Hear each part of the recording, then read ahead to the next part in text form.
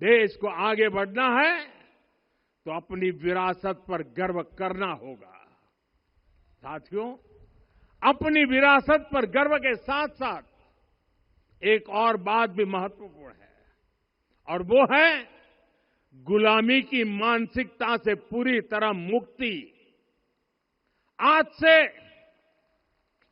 190 साल पहले 190 साल पहले साल 1835 में 1835 में मैकाले नाम के एक अंग्रेज ने भारत को अपनी जड़ों से उखाड़ने के बीज बोए थे। मैकाले ने भारत में मानसिक गुलामी की नींव रखी थी। 10 साल बाद यानी 2035 में उस अपवित्र घटना को 200 वर्ष पूरे हो रहे हैं।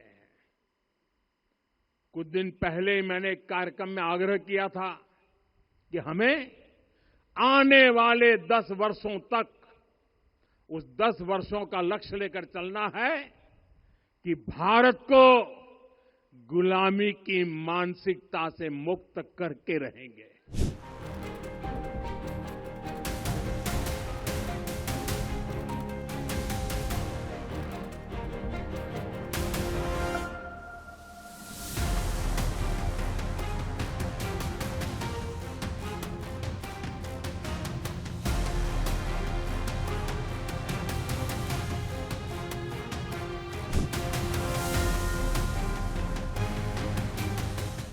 सबसे बड़ा दुर्भाग्य यह है कि मैकाले ने जो कुछ सोचा था उसका प्रभाव कहीं व्यापक हुआ।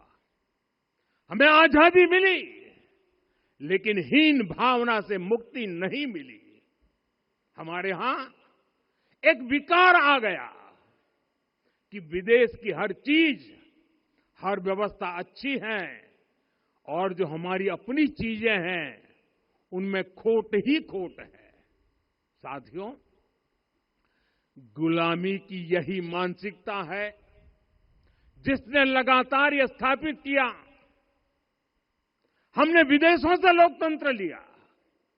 कहा गया कि हमारा संविधान भी विदेश से प्रेरित है, जबकि सच ये है कि भारत लोकतंत्र की जननी है, मदर ऑफ डेमोक्रेसी है। लोकतंत्र हमारे डीएनए में है। साथियों, अगर आप तमिलनाडु जाएंगे तो तमिलनाडु के उत्तरी हिस्से में उतिरमेरूर गांव है। वहां हजारों वर्ष पहले का एक शिलालेख है। उसमें बताया गया है कि उस कालखंड में भी कैसे लोकतांत्रिक तरीके से शासन व्यवस्था चलती थी, लोग कैसे सरकार चुनते थे। लेकिन हमारे यहां तो मैग्ना कार्टा की प्रशंसा का ही चलन रहा। हमारे यहां भगवान बसवन्ना, उनके अनुभव मंटपा की जानकारी भी सीमित रखी गई।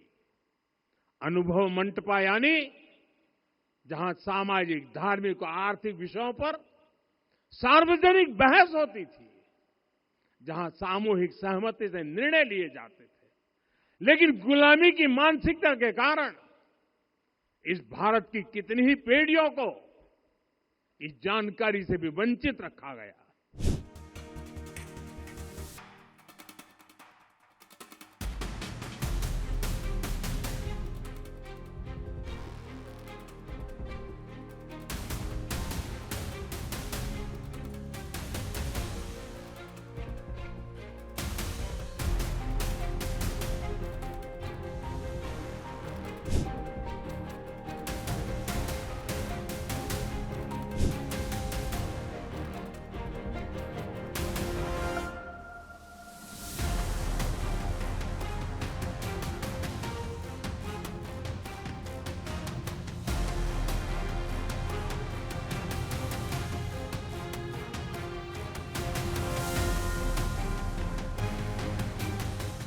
लेकिन गुलामी की मानसिकता इतनी हावी हो गई कि प्रभु राम को भी काल्पनिक घोषित किया जाने लगा।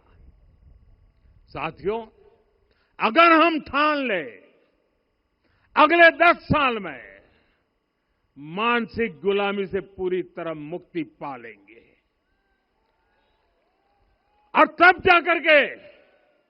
तब जाकर के ऐसी ज्वाला प्रज्वलित होगी, ऐसा आत्मविश्वास बढ़ेगा कि 2047 तक विकसित भारत का सपना पूरा होने से भारत को कोई रोक नहीं पाएगा।